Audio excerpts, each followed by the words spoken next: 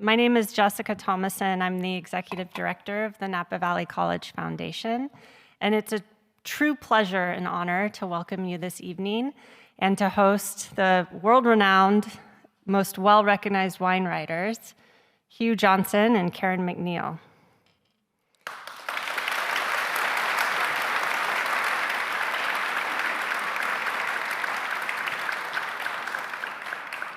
This event came tonight because of the idea and the inspiration of Warren Winiarski.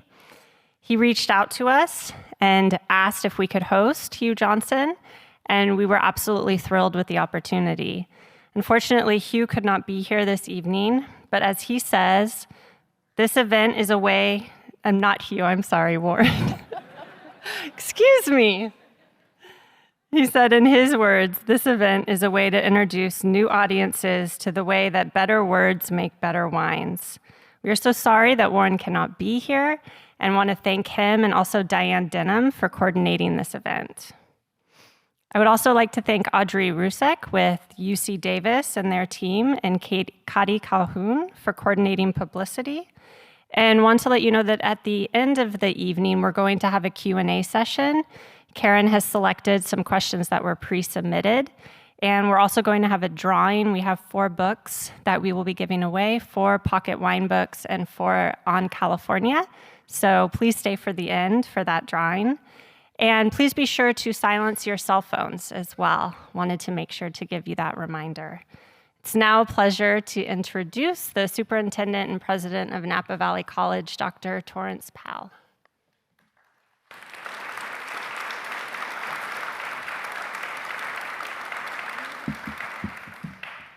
Good evening. Thank you, Jessica. And good evening and welcome, everyone. Welcome to Napa Valley College. Thank you for coming out this evening. We're thrilled to have such a great turnout for this event and to hear from these 2 amazing writers. Tonight, we're here to celebrate the world of wine and wine writing as an art and as a career. Our Napa community is one of the best wine-growing regions in the world. Our college is also one of the premier institutions for wine education in the country, enhanced by the fact that as a community college, we provide quality education at virtually no cost to any student with the passion for learning. This means that we maintain open access to all, for all to learn from the best in their fields, as represented here tonight. We celebrate the learning and inspiration Hugh Johnson and Karen MacNeil will bring to all our students from all walks of life. I'd like to thank the Napa Valley College Foundation and the Foundation Board for coordinating this event, and our important donors, such as Warren Winiarski, who bring this kind of learning and enrichment to all of us. I'd also like to thank Hugh Johnson and Karen MacNeil for being here this evening. I really look forward to listening to you and learning from you tonight. Finally, I'd like to thank UC Davis for their partnership in this event, and would now like to introduce you to Audrey Rusek, Food and Wine Archivist with UC Davis, who will introduce our speakers. Thank you.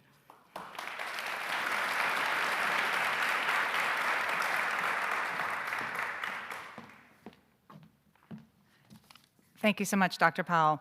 I'm Audrey Rusek, the Food and Wine Archivist at the UC Davis Library, and it is an immense pleasure to introduce tonight's speakers.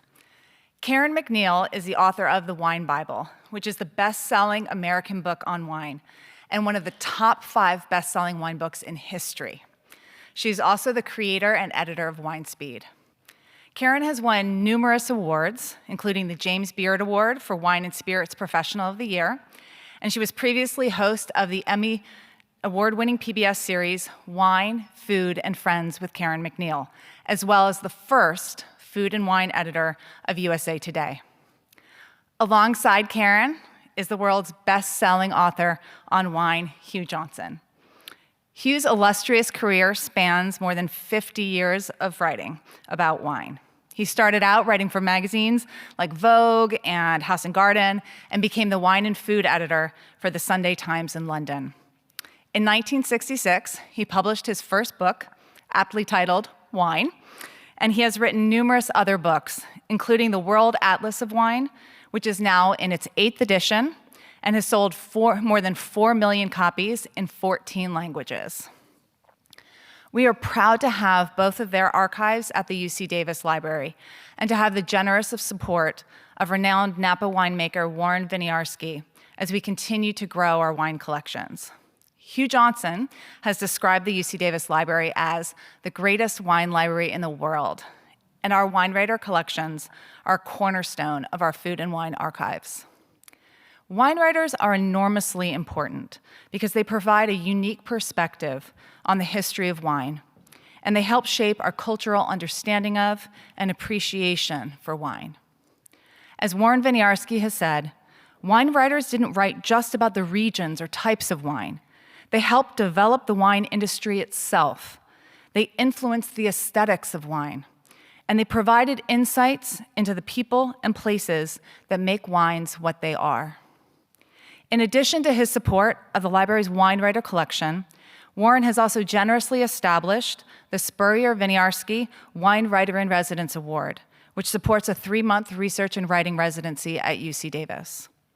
We want to thank Warren for his ongoing partnership, and we wish he could be with us here in person tonight. And now I am excited to turn the evening's program over to our two distinguished guests, Karen MacNeil and Hugh Johnson. Thank you, Audrey.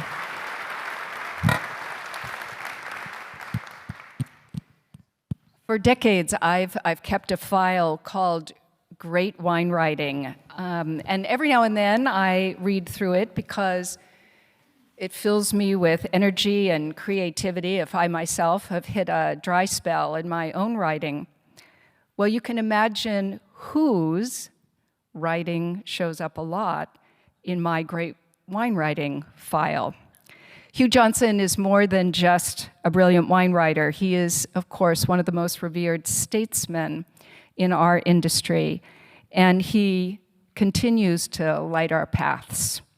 So, Hugh, thank you for being here. I'm honored to be asking you questions, and frankly, I would be nervous if you were asking me questions, so I'm much more comfortable this way around. Let's start with, you went to Cambridge, which famously had an amazing cellar. All the top universities in England did. And as an undergraduate, you drank bottles like 1949 Chateau Lafite Rothschild, 53 Lynch Bages, and so on, all of which Cambridge made available to students. I'm going to speak for the audience now when I say this is a long cry from what we in the United States drank in college. I know the audience is agreeing with me.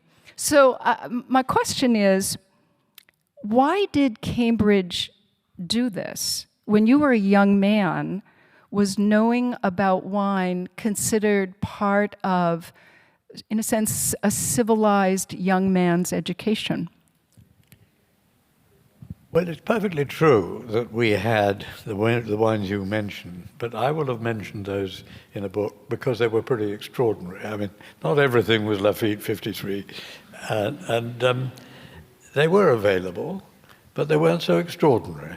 I think it is in my wine lifetime, which after all we're talking about half a century ago when I was at Cambridge.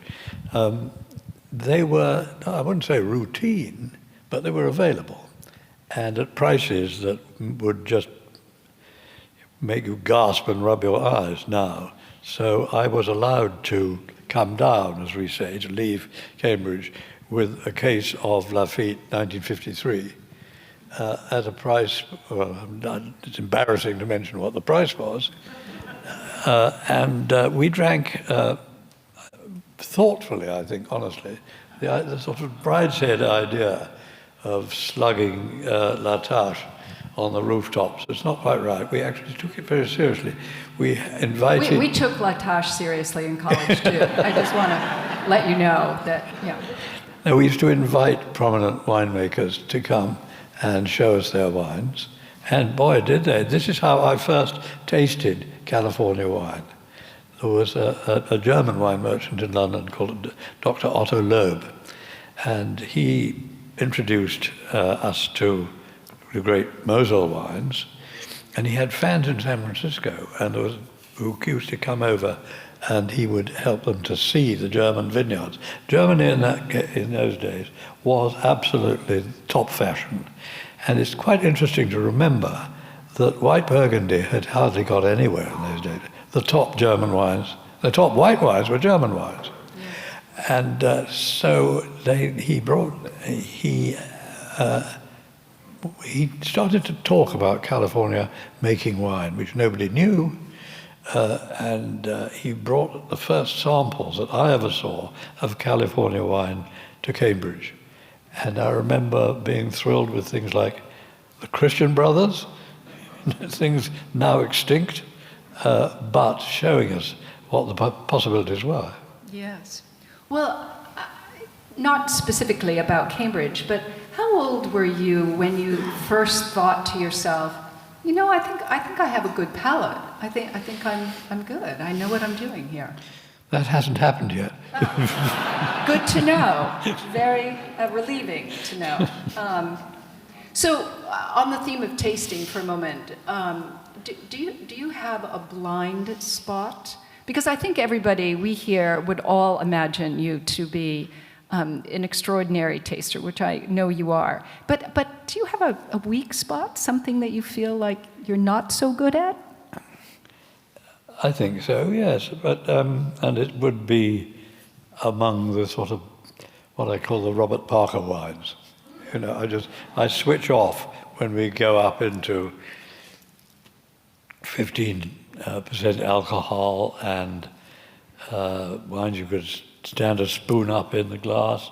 I just switch off completely. They don't appeal to me. I want wine to be, number one, a refreshing drink. I mean refreshing. Something that you swallow with pleasure, physically swallow. Yeah. Well, on the idea of Bob Parker, I know that you object to scoring wine numerically, but in fact, of course, a lot of people do, including your friend and mine, Jancis Robinson, who is also your co-writer on the Atlas. But I'm wondering, and this goes back to something Audrey said earlier, are wine writers who are not critics important? And what do wine writers provide to consumers that critics do not?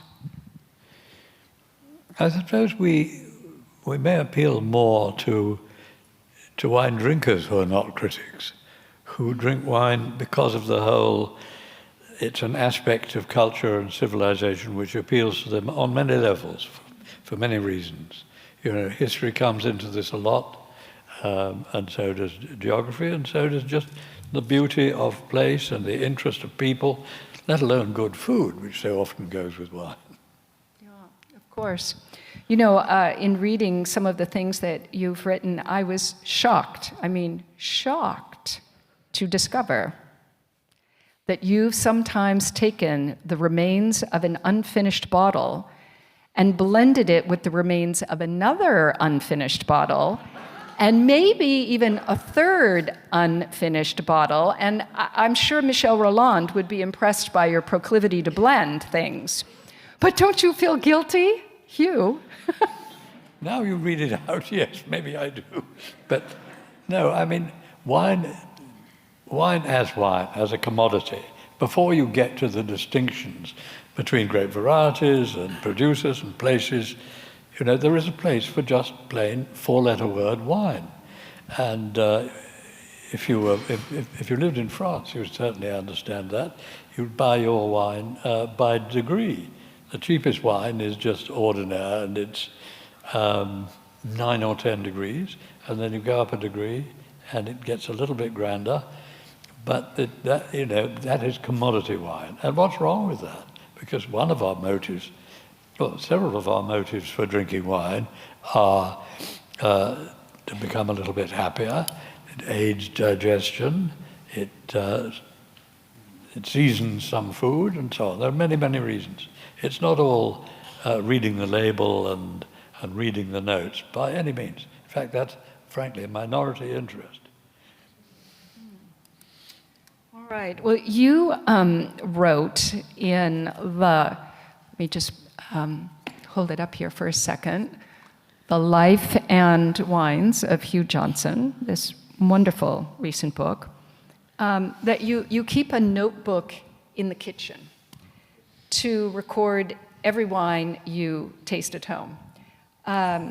So I'm curious, I hope it's splattered with spaghetti stains or something, but do you write extensive notes? Like, paint this picture for us. You're standing in the kitchen, you or your wife Judy are cooking. I mean, how do you take notes in your kitchen? Well, it would probably be after supper. I don't think I sit there, do I? Scribbling away while we're, unless let's say, comparing two really good, interesting, fine wines, I would form a general impression of the wine more than distinctive tasting notes. I'm not very good at tasting notes, actually. I'm more interested in verbs than adjectives. I like to try to say what a wine does, what it does to me, how it reacts on my palate, and so on. Because you soon run out of adjectives. I mean, we all know that there are only 4 adjectives of taste: sweet, sour, salt, bitter. So after that, you're borrowing. You're using similes and metaphors. You're bringing in what you hope are, as a writer, you're bringing in what you hope are the memories and reactions of your readers. So in this, I feel that we could be a lot more imaginative, we writers, in bringing in anthropological comparisons. I mean, everybody laughs or scorns now if you say a wine is a pretty young girl or an old lady or a highwayman or anything. That the anthropology of wine is underdone now, frankly, because we have very strong feelings about our fellow human beings and their characters and ways of judging them and ways of describing them. And you can borrow from that to express what you think about a wine. Probably these days, something not very woke, you probably you probably insult people as you're doing it. But let expression be free. Let's say what we really think, and if we have to move on to another field to find references that we need, well, let's do it. I almost want to clap, but I'm holding this microphone. Yeah. Wine is so hard to describe that, to begin with, that to have sort of the language police is now you're trying to describe wine with one hand tied behind your back. It can be very hard, right? So do you ever take notes on a computer? Because I must say, whether you said that you don't take extensive notes necessarily, but I imagine you're doing it all by hand. Is that right? Yes. And is it important to do it by hand? Well, I just couldn't do it the other way. I mean, I see people... You don't do it by computer? I see people coming into wine tasting and saying, clear away at the table, I need this for my laptop. and then I would lose contact with where I was and what I was doing if it was a keyboard job. No, it's scribbling. Scribbling, all right. So in this book, you tell the story of buying, as a young man, one of the first wines you bought, a case of 1961 Bordeaux, of course a legendary vintage. In that case was 3 bottles each of 4 of the 5 first growths for about 50 pounds, which is about $60.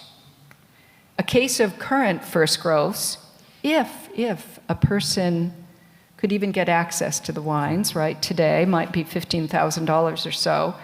In fact, many wine lovers, I think, will never get the chance to taste even a single first growth in their lifetime. So I'm wondering if you think there's a danger here that so many of the world's top wines are essentially unattainable? It's more than a danger, it's true. I mean, the prices they reach. But this raises another subject, really.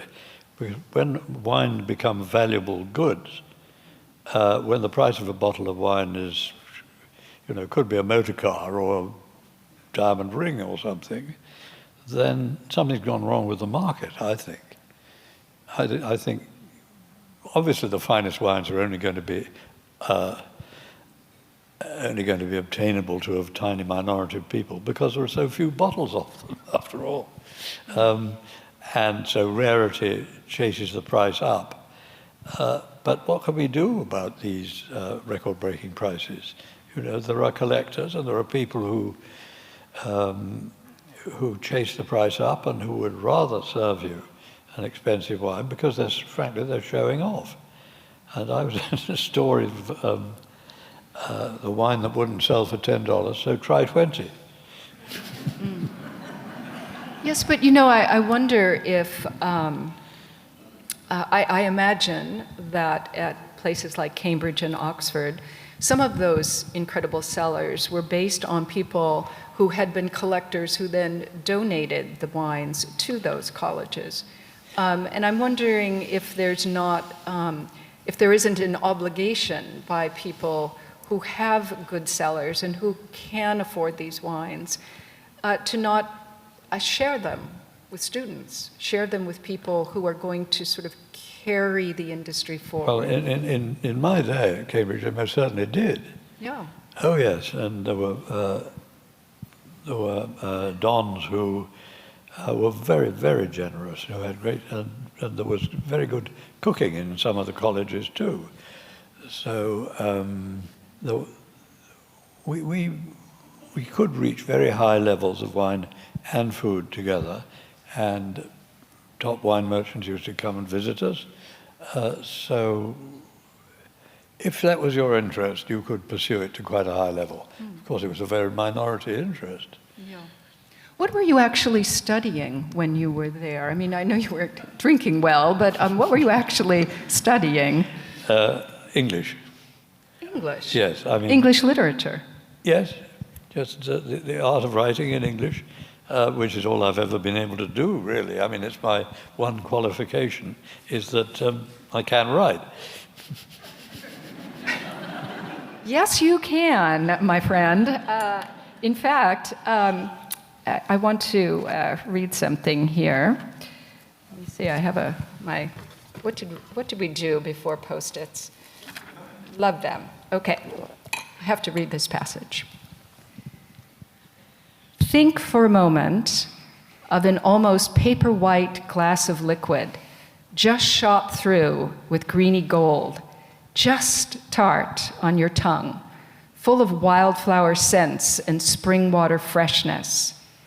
And think of a burnt umber fluid, as smooth as syrup in the glass, as fat as butter to smell, and sea deep with strange flavors. Both are wine, and so are glasses of perfumed ruby, of astringent garnet, of carnelian smelling of strawberries, of deep gold, nut-scented or sweet as honey, of purple giving off fumes of brambles and rum. That was the first sentence in his first book. All other wine writers, we should just put down our pens. I mean, Hugh, my God, are you just a naturally gifted writer, or do you agonize? That was my manifesto. Well, it was brilliant. I mean, really, though, please tell me you agonize. If that was, like, just flowed right out of you. Actually, it was rather like, I was visited by an angel one night, actually. We were staying in my parents-in-law's very, very cold cottage in the country in midwinter. And I heard that in my head. You won't believe this, but I hurried down to the kitchen in a dressing gown and wrote it out. Fantastic. Yeah. But truly, do you, I mean, you've written so much. Do you find writing easy? Does it? Yes, It I is suppose easy? compared with most people, I must do, because I've written so much. But it's not all about wine by any means. And the thing, what I write most often about these days is gardening and trees, and particularly trees. I've written a book about trees, in fact, several, and I do insofar as I do a blog at all, it's called Trad's Diary. Trad being shorthand for tradescant, and tradescant being a 17th century gardener who has the advantage of having a name that couldn't be traced anywhere else. I was looking for a name for a gardening column, and I looked around for something that just said gardening and nothing else, and I came upon this. And 50 years later, this column is called Trad's Diary. So I am as much trad as I'm a man with a corkscrew. Yes, and so is writing about wine more difficult than writing about Yeah. horticulture and trees? Oh yes, to do it well is terribly difficult.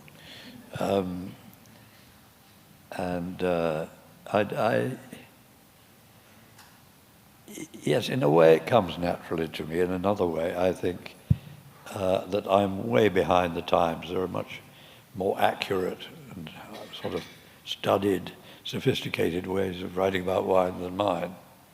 I write about it with the hope of encouraging people to drink more of it, sure, but to drink more thoughtfully. And actually step one is, when you take a sip of wine, is to hold it in your mouth for long enough for your friends to think that something's going wrong. And think about it. Just give your mind to it for a moment. Because unless you concentrate on it, you're not going to get any message, really, except it's a nice drink.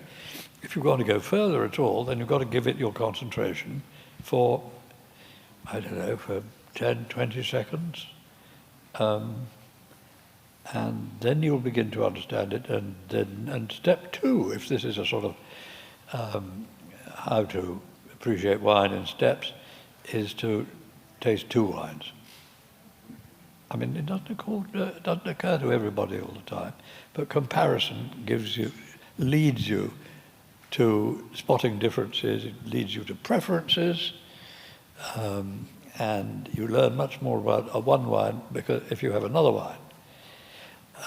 And so with three, and then on it goes, your discrimination builds up, and so do your memories. So how much time will you spend with, you've just said about, 10 to 20 seconds with the wine in your mouth, but how much time will you spend over the course of an evening tasting a wine? Will you go back to it several times? Will you go back to it later? Oh, not long, really. I mean, my wife and I will sit down to supper, and I'll say, why don't we have this and that to drink? And she is very interested and a good judge too. So there's a little discussion goes on most evenings, and then if it needs more discussion, then the bottle is there and we will go on drinking it over the rest of the evening. It's so much part of our lives that it's hard to sort of put it in a place of its own. I've always drunk wine, every day, really, which is quite expensive, but... But good to hear. That's very good to hear. Now, I'm imagining you bringing up a bottle from your cellar. Would you describe your cellar? Because it's quite extraordinary the way you write about it. The cellar of your country house. Yes, well, sadly, we downsized 10 years ago or so, because we had a rather wonderful house in the country, which was odd. It was but built starting in Queen Elizabeth's reign, the 16th century, and for some extraordinary reason, it had huge cellars. Now, why would you have cellars at all in the 16th century? Because wine wasn't even bottled. You know, you might have had a barrel of wine, but you didn't need a big cellar for that. So it was always a mystery why this house had a sort of always virtually a basement. I thought, is this a game larder? We never found To out. hang game, You could, pheasants, yes, etc. but then you wouldn't want it really in the house because Yeah. you'd smell it upstairs. No, it remains a mystery, but it's true. And then in our county archives, I happened to find an inventory of some of the rooms of the house, including the wine cellar, dated 1760. And I thought to myself, what would I expect to have in an 18th century English wine cellar? Well, a good deal of port. There was a fair amount of port. There was a good deal of what was simply described as white wine, and even more of something called surfeit water. Surfeit Surfeit water. I suppose it was Perrier. Yes. So some of those bottles existed when you bought the house, and you... But we didn't find any full bottles in the house, alas.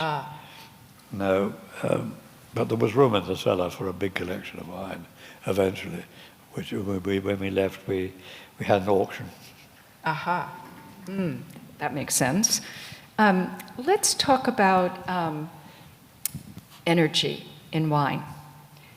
You've mused that really great wine has energy and that it can convey the feeling of your terms, unexploded bomb.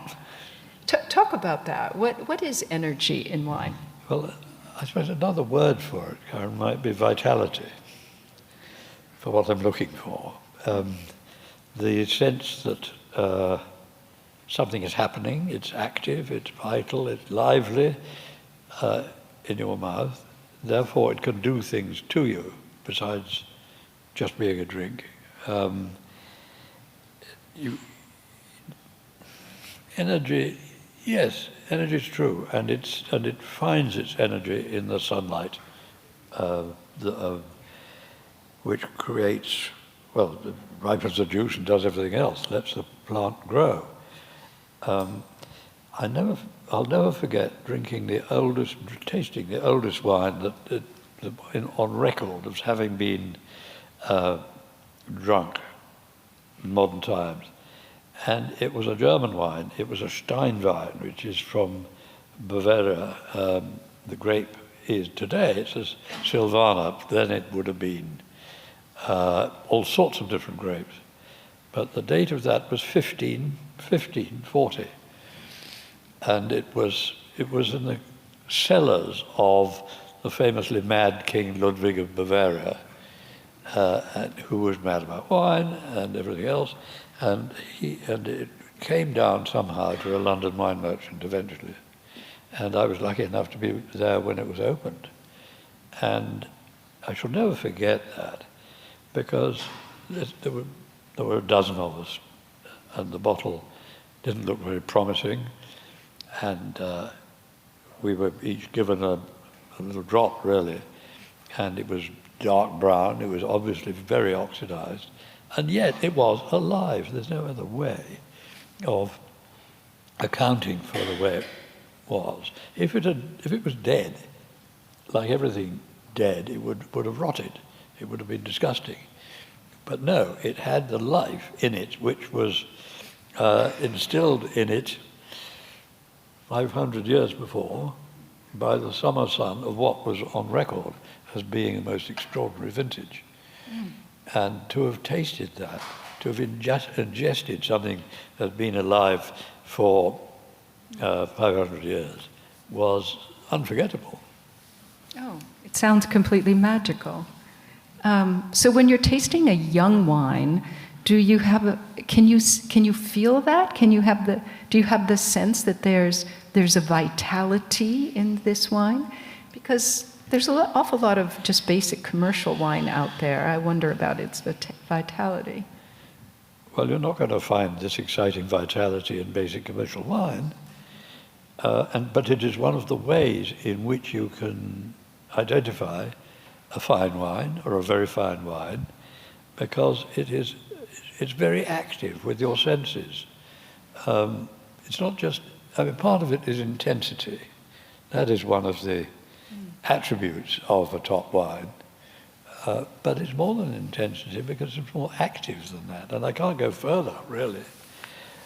But it's something wine can do and something nothing else can do. Do you find wine in this way kind of spiritual? In awaking memories and emotions, to a degree, perhaps you might use the word spiritual. I don't think I would pick it myself, no. But memories and emotions, above all memories, you know. When people go to choose a wine off say, a restaurant wine list, and they run their eyes down the column, I mean, I know, admit most of us, the first column they look at is the prices on the right-hand side. But you look down, you scan the list, and one or two names will stand out because they connect with something in your memory, or it could even be a visit you made or a friend, but then you find, you look, at least I do, look for a personal connection. Wine is so closely, good wines are so closely identified that personal connections do sort of click with them, at least they do with me. You've written that great wine works in 4 dimensions. Can you talk about that? Will you read me that sentence? I'm not sure where it is in this book, but I think you mentioned that among all sensory things that can be sensorially understood, that time is the 4th dimension. Time is the 4th dimension. You're absolutely right. Well, I mean, time applies to everything, and you know, if you're in a hurry, then you don't concentrate on things. There's that aspect of it. There's also the fact that wines change over time, that some wines depend on time to even become interesting at all. And although this is not a thing that the wine trade really likes to talk about very much, you know, there's this sentence you see in so many wine catalogues, excellent now, but even better in 15 years. Well, I mean, what use is that? It isn't it. If it's going to be better in 15 years, it's unlikely to be doing very much now. So in tasting a wine, part of the thought process is, I'm enjoying what I'm tasting now, or do I feel that there's something holding back? So this is a very interesting point. You do not believe then that a wine that is that a wine can be both delicious and interesting now, and delicious and interesting 10, 15, 20 years from now, that it's one or the other. No. Oh, okay. No, I don't mean that. I think it can be both, but if you're asking when is it at its peak, that may be delayed. And then you may have, your taste may be different. You may say, well, really, sharp young wines turn me on.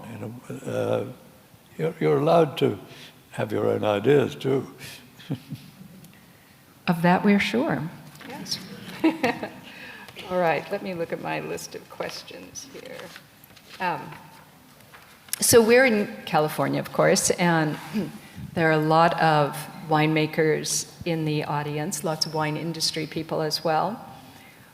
Tell us about your first experience of California wine. You mentioned that you had tasted some at Cambridge, but when was the first time you came to California, and what did you think about California wine at the time? Well, I first came to California when I was very young. I think I was 18, I think. I had a project to try to go around the world. And I got as far as the West Coast and sort of got stuck. I wasn't really aware of wine then, and I don't think in 1960, something like that, 1961, 1959 maybe, I don't think many people were. The penny started to drop later than that. And when of course I began to learn about it at university, I came back here with intent in the early 1970s. And I remember writing in one of my books about what a gastronomic desert the Napa Valley was. And the grapevine is still there, and I still don't think they've got a great chef, but that was the only place when I first came here. And there were certain wineries which were required viewing. I mean, BV, Louis Martini, even the Christian Brothers, Inglenook. You would know most of them still, although you would hardly recognize them. And I didn't take a great deep interest, but I was writing my first wine books, and I had to cover California too, so not in depth, but I had to salute.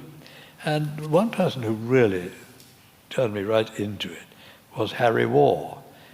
Now, I don't know whether Harry Waugh's name is familiar these days, but he was an absolute stalwart of the English wine trade who lived to the age of over 90. And I was lucky enough to be on the board of the first growth Bordeaux Chateau Latour with him, and I learnt so much from him. I'll tell you, Harry had a road accident when he was about 90, which deprived him of his sense of smell. Right.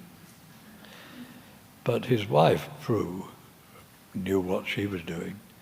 And we would we used to taste the wines of Chateau Latour when the cellar master said this, I propose, messieurs, that this will be our grand vin, and that this will be our second wine, Les Forts Latour. And I said, well, what happens to the rest of it? He said, this is our Pauillac. Jolly good too.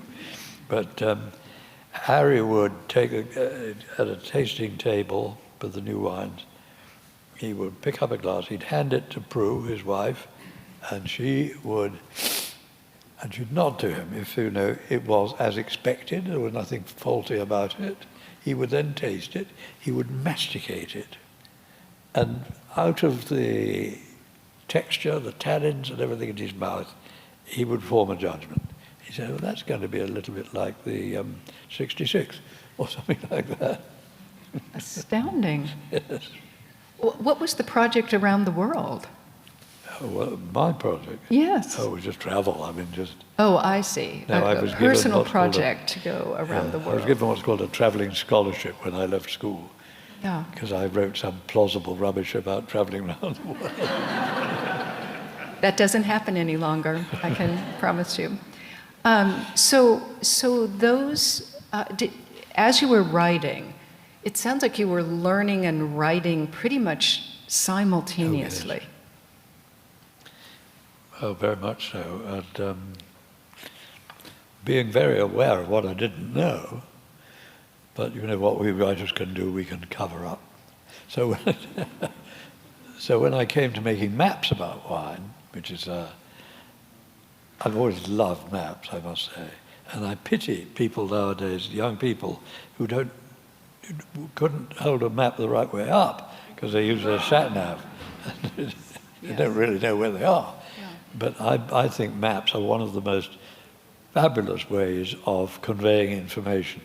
What is drawn on paper can tell you so much. You can draw all sorts of conclusions about the place. And what happened with me was that my publisher, who published my first book, which was the four-letter word wine, he said, Hugh, do you think there's anything about wine and geography and maps that could be interesting?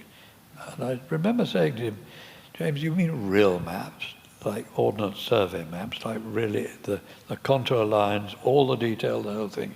He said, yes, we've got this Dutch map-making firm called Philips who want to do this, and they're prepared to put up, which was a lot of money for a book in the 1960s. I mean, I remember it was £100,000, which was huge, absolutely huge. But they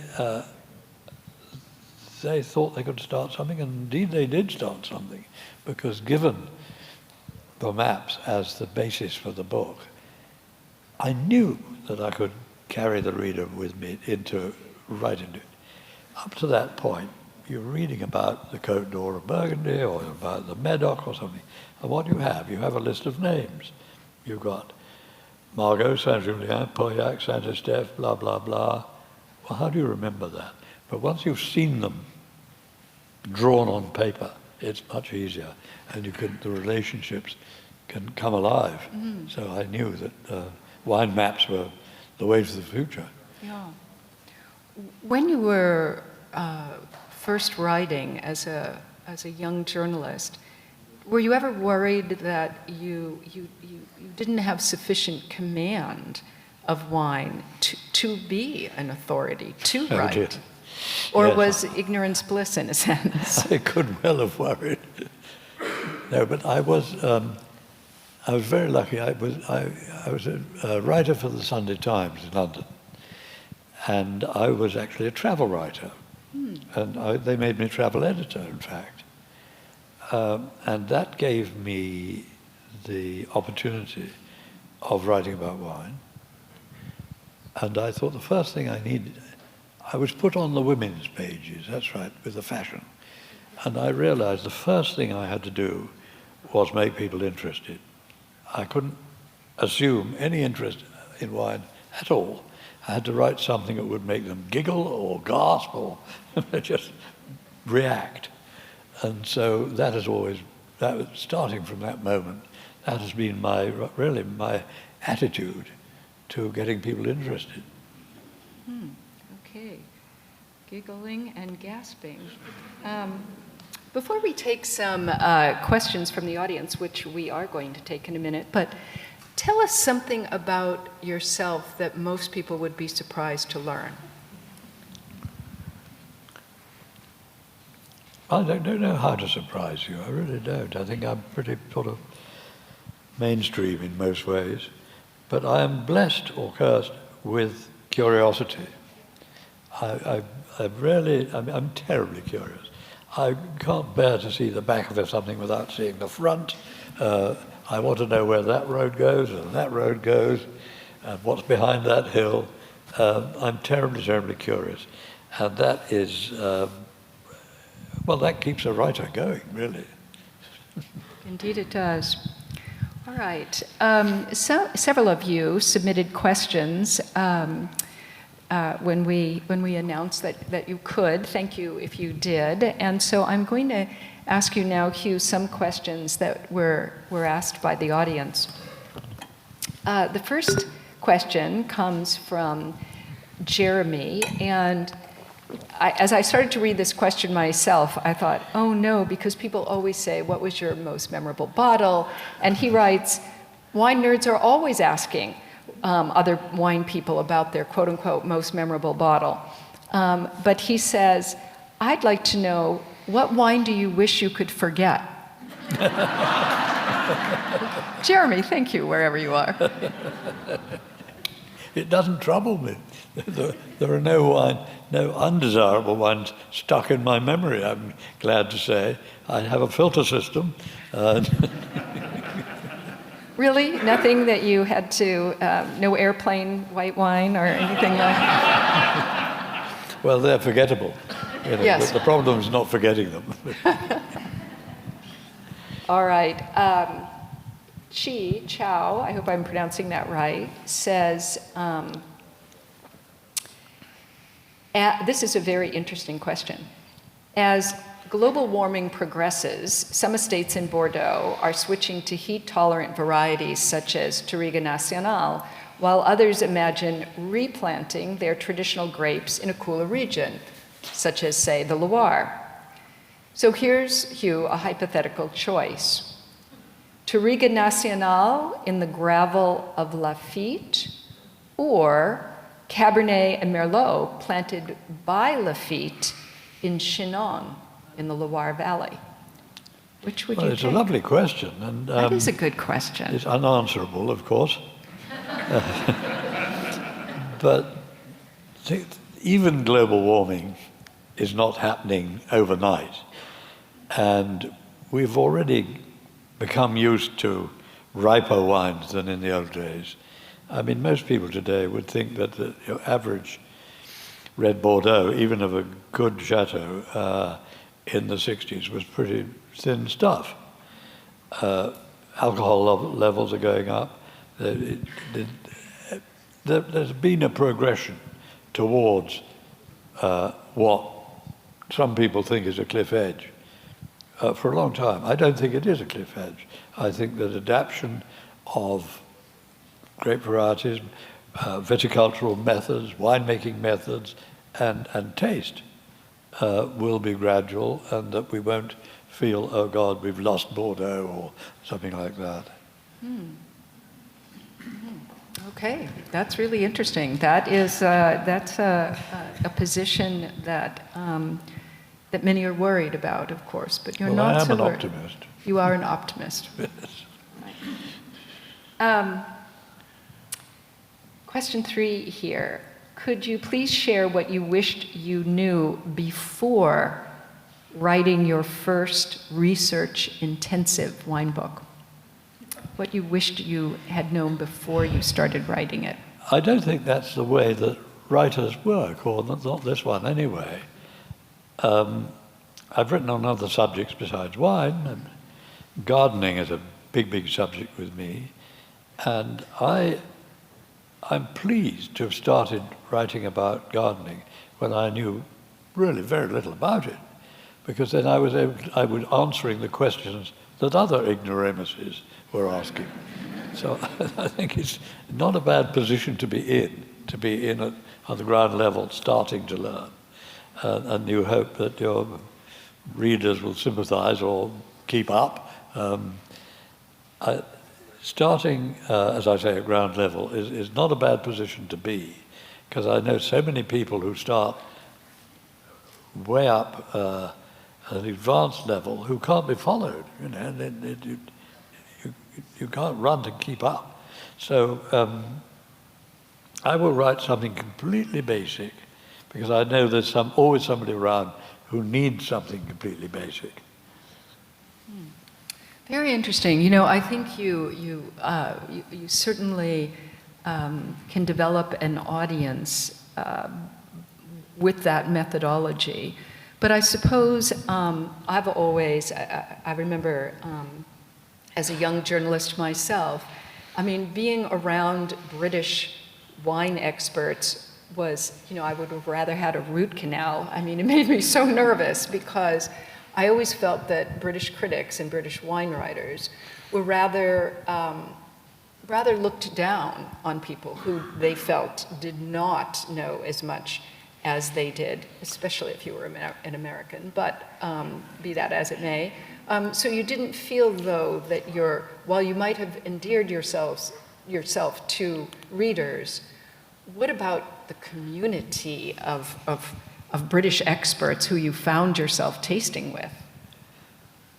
Well, that's a really interesting question, because, I mean, I've always said the important thing is not to know all about the subject, it's how to explain what you do know, however little it may be, so you can engage people at all levels.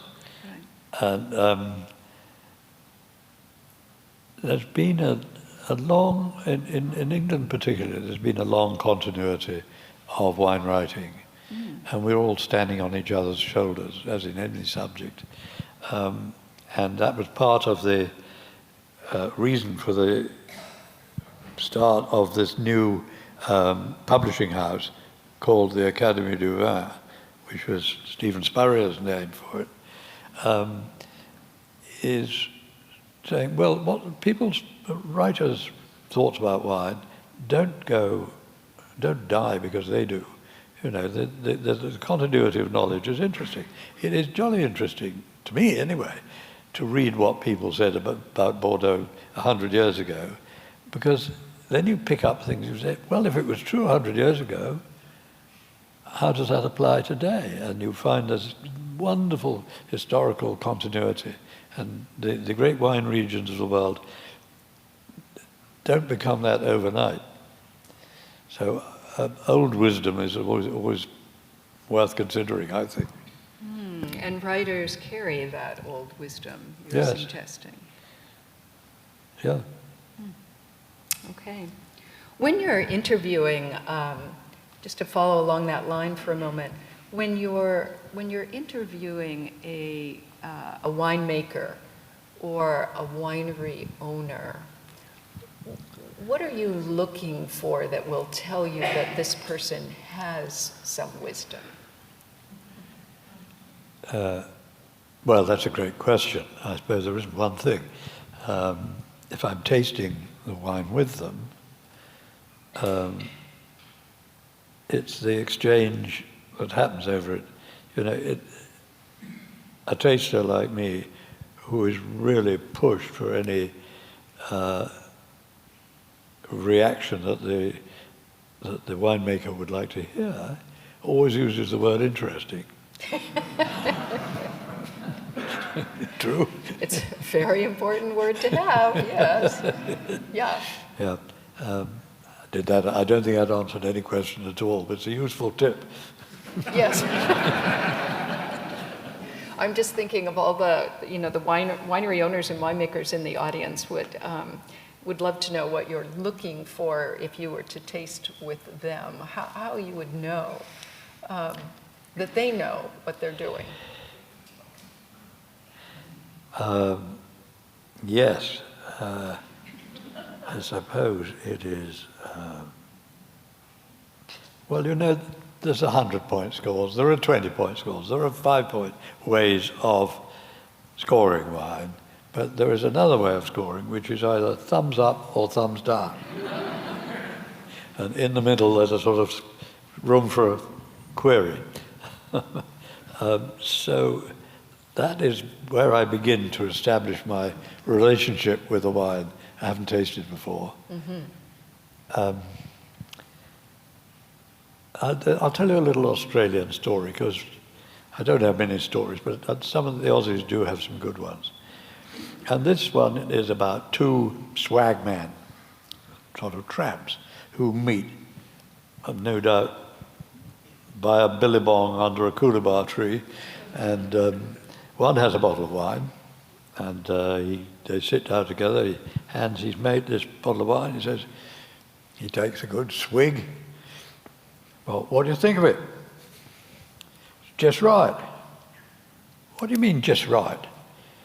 Well, if it had been any better, you wouldn't have given it to me. If it was any worse, I couldn't have drunk it. The art of wine tasting.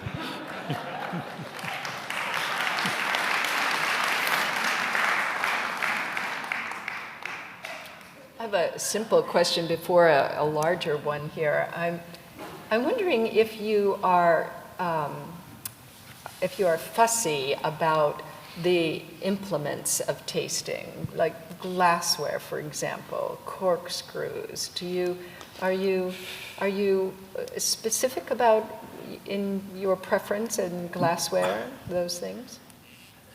Not really specific. I find some of the really fashionable glasses are so thin that I feel nervous about them, especially when they have really thin stems. I like something reasonably robust. I'm not crazy about Riedel. I think the bowl is often so big that the wine is lost in it. A very standard glass of this variety serves most purposes to me. So no, I'm not that fussed about my tasting glass. Corkscrews are a sore subject. People are always inventing new ways of getting corks out of bottles. And still, the old waiter's friend remains the best to me. The standard waiter's corkscrew, right? So several people wrote in to ask questions about, there has been a lot of concern lately in the industry that perhaps not as many younger drinkers are adopting wine or really embracing it and embracing its virtues. This is a question from Michael here saying, is there a way to help persuade younger audiences that wine has virtues, virtues that go beyond other alcoholic beverages? No doubt there are ways, but I think making wine entertaining it is a good way to start, however you do that, for people to see that it's a fun subject as well as a deep and interesting one. It's a mistake to plunge people too deep in. And I've met people who think that the way you start is at the top, and they will spend a lot of money on, let's say, a first growth Bordeaux or something, a lot of money these days, thinking, well, if I'm going to have this, I'm going to start to have the best, then I'll like it. And of course, I like it part doesn't follow at all, because you have to build up your appreciation. It's better to start with something fairly simple and basic, and as I said before, with comparison. Right. One wine on its own says much less than two wines say 3 times as much as one wine. Right. So how to, I think price and technical descriptions and things can easily put people off, just the simplicity of enjoyment. And I also think that the personalizing of wine is very important, in that if I look at a restaurant wine list, like everyone else, I look at the prices first, and then I'd consider what we're going to eat and so on. But if there's a wine that obviously relates to somebody sitting around the table, even if it's just got their name, I think, there is a human link. This wine is going to amuse or interest that person, and therefore, in conversation, other people. That would be a good reason, other things being equal, to choose it. Then you start a train of thought and conversation, and it brings you personally close to the wine. That's so important. Yeah. I'm wondering then if, I'm imagining that because of who you are and because of such an extraordinary lifetime of writing and communicating about wine, and because of your celebrity, you could probably call up any chateau, any domain, and drink pretty great wine all the time. And I'm wondering if, for you, there is a virtue in sometimes just drinking simple, honest wine. Oh, yes. Most certainly is. That's what we do most of the time. To be really frank, I get embarrassed about visiting wineries these days, and even a little bit bored, because I've done quite a bit of it. And people say, oh, yes, he's the author of this and that, and a well-known name. I'm going to give him the works. And you don't want the works, actually. And you haven't got time for the works, apart from anything else. You want to form an impression. Taste a wine, form an impression, meet the guy, and then maybe just move on. Or if you become fascinated, you can become fascinated. But in depth doesn't suit me very often. Have to admit. All right. Last question here is there something about wine that you have thought about, wondered about, and you still have no answer for? Oh. I need notice of that question. It's a lovely question. And of course I have no answer.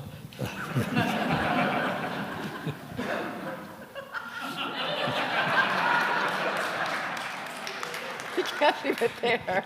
All right, Hugh, make up something. Make up something. You're a writer. Write this sentence. Write your way out of this question, right? Give me the question again. All right, here's the question again.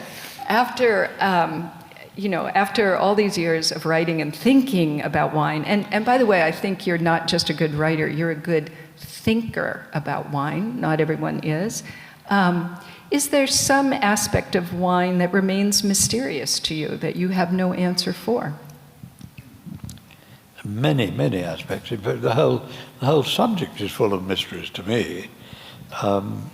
You're dealing with the most intimate reaction of place, soil, grape variety, climate, and winemaking intentions, winemaking skills, mistakes, accidents, all those things. And so there's a kind of drama there, which can be kept under control and become and usually is predictable, thank goodness. But it's still a drama, and the players in it and their relationships will always remain interesting to me. I love the idea of the intimacy of the drama. I'm writing that down. Might have to steal that for attribution. Hugh, speaking with you has been amazing. Thank you so much for this interview. Will you join me in thanking Hugh Johnson?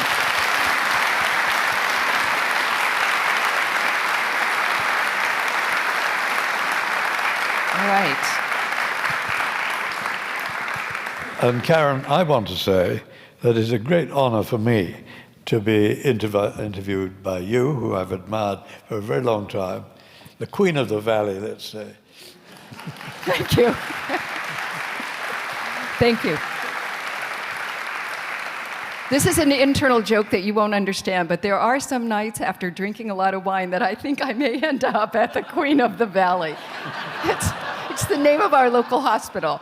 I had to say that. So we have a drawing here.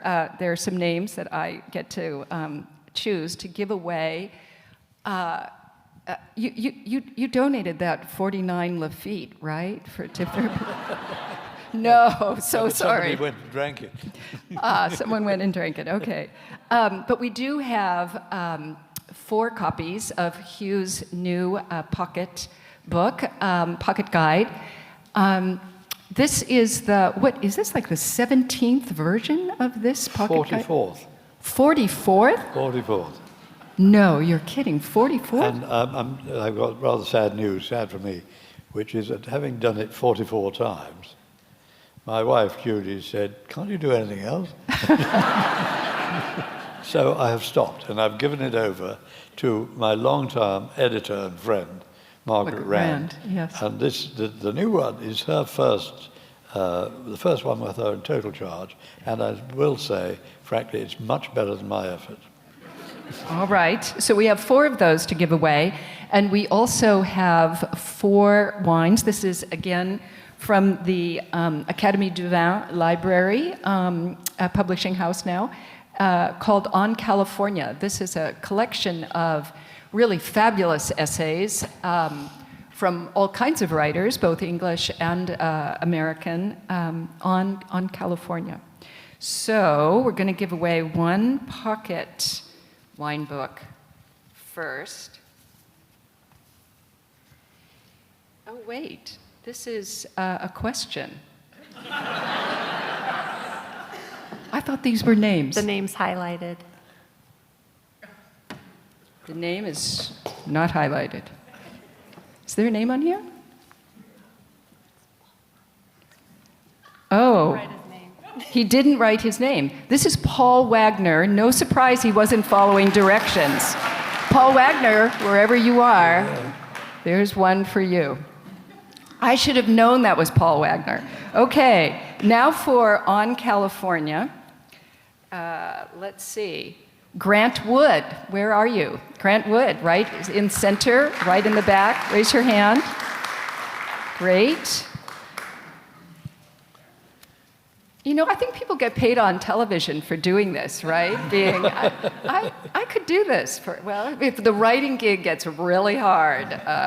Okay, for the next pocket guide, Mark Gardner. Where are you, Mark Gardner? You see it up there? Okay, great. And then one more on California. I promised to do this a little faster. The next On California goes to John McConnell. John, are you here? Right here in the center. Caddy will bring you a book. Okay, 2 and 2. We have 2 of each left. The next pocket guide goes to Chi Chow. Chi, where are you? Are you here? Way up in the top. There you are. Thank you. The next On California goes to Alan Ramey. Alan, are you here? Over here, Alan, great. Okay, and here are the last 2. The last pocket guide goes to James Mossman. Okay, right here, great. And the last On California goes to Michael Deller. Michael Deller, where are you? Okay. So for all of us tonight, again, thank you so much for coming. Hugh, thank you for coming to the Napa Valley and to talk with all of us. I know there are some aspiring writers in the audience as well as writers who are still aspiring, I guess. We will join you out in the lobby for a brief reception. So if you have a question you've been wanting to ask Hugh that wasn't asked tonight, you'll have a chance then, and I'll be there too. So thank you so much, everyone. Thank you. Thank you.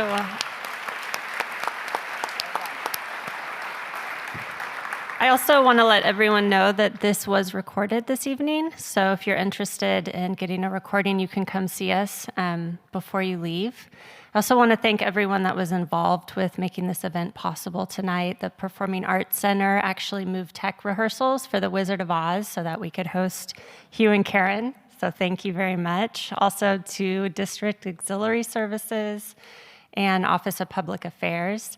And I also want to mention our Viticulture, Wine, and Technology program and introduce you to our Senior Dean, Doug Marriott, who they graciously have provided student wine, which Karen and Hugh are tasting. Hopefully they enjoy it and have good things to say. And they'll be in the lobby pouring wine. So here's Doug to tell you a little more about that.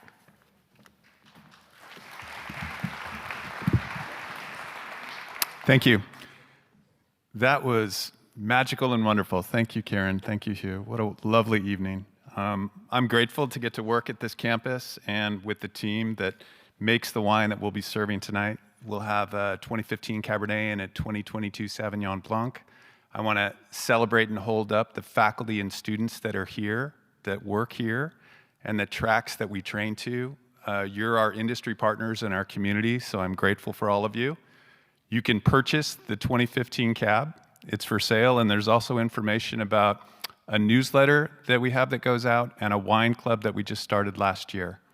So since I'm between you and the wine, I'll let you go, but I believe that, and this is a Spanish proverb, that with wine and hope, anything is possible. So I'm very grateful for all of you, and have a lovely evening. Thanks again.